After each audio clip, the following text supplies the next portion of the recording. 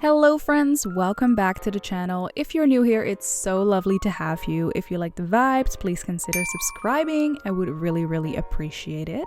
Today we are going to do a speed build in The Sims 4. It's honestly been a long time since I played The Sims. I get into these phases where I'm obsessed with The Sims and I basically play it non-stop for a week, and then it's off to the side for the next 3 months and my next game obsession occurs. I don't know why I'm like that, but at least my Simmies will always be waiting for me to come back, so that is a wholesome thought. I saw this picture of a garden shed on either Pinterest or Google. I forgot which one it was, but it looked really cute. It was completely blue and it had a nice little circular garden detail in the front. I hadn't seen something like this before, but it did really look very cute. I really liked the look of it, so I decided to see it as a challenge and build something similar in The Sims 4. Obviously, I didn't want it to be just a garden shed, so I turned it into this tiny home. I'm not sure if it is within the limits of what The Sims counts as a tiny home. I just randomly started out with the layout, but that's all fine. It's small enough for me, and that's what matters. To be honest with you, I haven't built in The Sims in a long time, so I'm kind of out of it when it comes to items, knowing what kit or pack has what. I'm just along for the ride and see what inspires me while I'm scrolling through everything. I wanted to have a little outdoor area, so I turned one of the walls into a fence and I added these pillars to give it a little bit of extra texture and a more interesting look. Then I went ahead and added some stones surrounding the house, and many thanks to my sister for reminding me what the shortcut was for the corner tile. It didn't line up perfectly with the house for whatever reason, which kind of bugged me, but that's fine. We're going to cover it up with a bush later anyway. Alright, inside time. I'm going through this with no rhyme or reason. I just placed whatever I felt was right. I started with the bed over here, but then I wanted it to be actually functional for Sims, so I moved the bed over to the corner.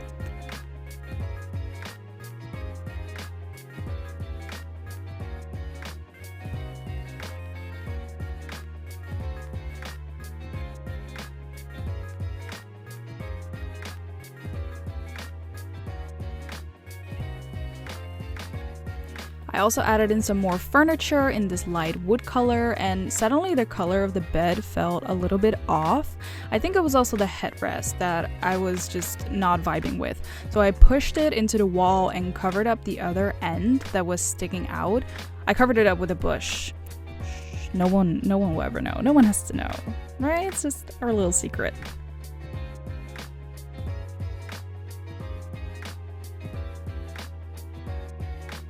I knew that adding a TV to the living area was going to be difficult, so I decided having one in the bedroom would be the best option. I think it was also kind of realistic with the amount of space I had on the wall. I had such a hard time looking for what kind of rug I wanted and worked that I just opted to pick a wallpaper for the house instead. I turned it into something a little bit warmer, very neutral still. The flooring was also tricky for a bit since I didn't want to change the furniture that I already had thus far, but in the end I made it work by changing some colors here and there so it wouldn't be too overwhelmingly woody. I also added some curtains that I was struggling with for a little while, but I made it work and I think it looks very nice.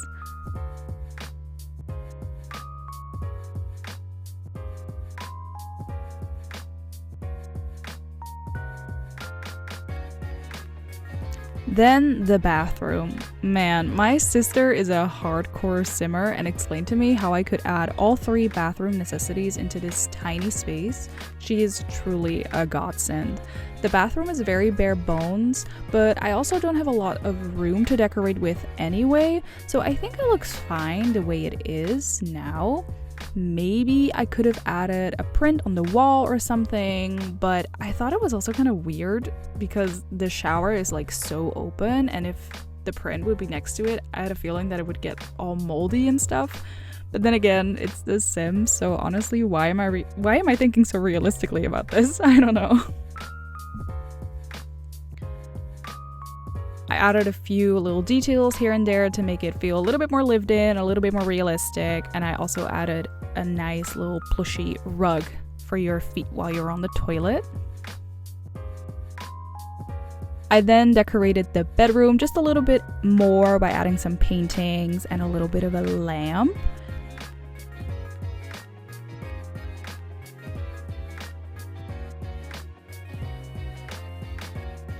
Then I moved on to the main living area. I tried to fit a couch in here, but it was such weird spacing with the front door being right there. I thought it would be bad feng shui, but also kind of hardcore when burglars come in and you're just sitting right there on the couch staring at them. I mean, we don't have burglars in The Sims 4, but you know what I mean. I opted for putting a comfy chair in between two bookcases along the window, creating a little book nook because the couch just didn't feel right. I will come back to this area later, but all of a sudden I needed to figure out the kitchen situation. I went for a mini fridge so I would have a little bit of extra counter space, which is very necessary in a small home like this. The walls also felt a little bit empty, so I added some more windows to create a little bit more of an open vibe. Also, what a dream it would be to be able to cook and look out a window. All the decorations that I add to the kitchen are also blue, of course, to tie in with the theme.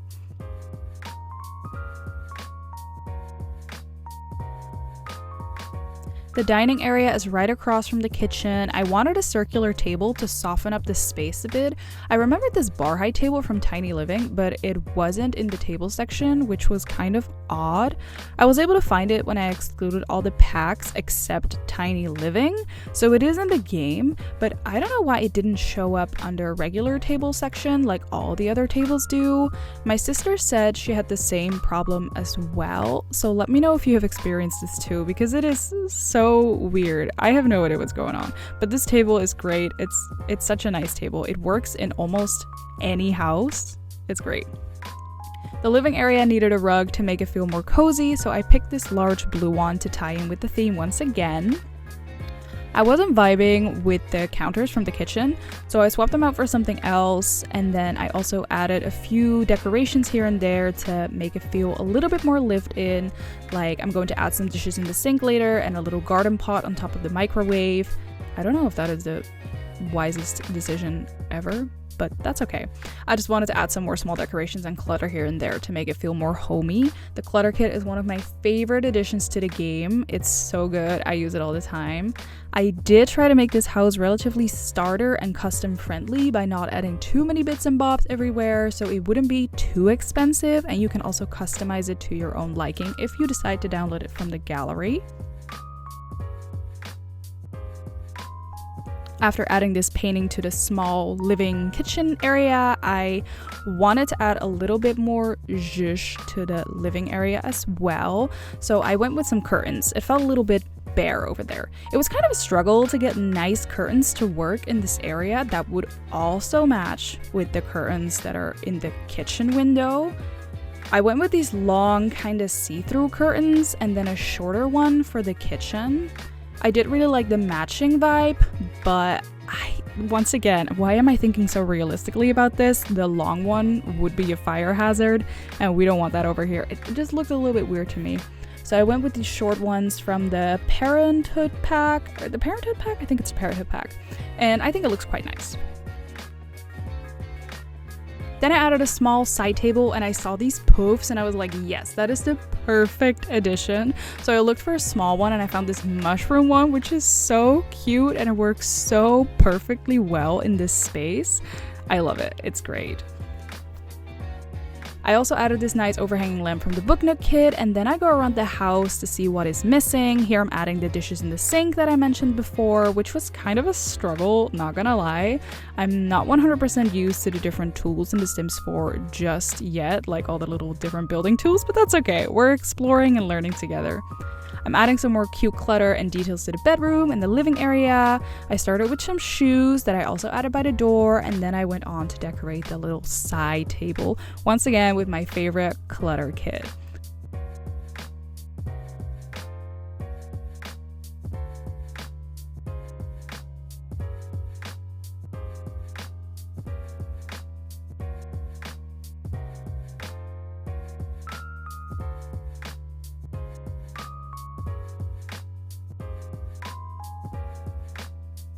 Once I'm satisfied with the way that it looks and I have all the items that I need, I'm continuing on to the bedroom and I add more decor and clutter to the dresser.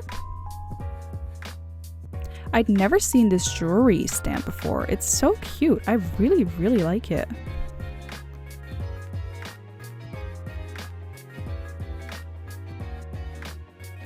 I decided that the toilet could also use a little plant, add a little bit more greenery in there.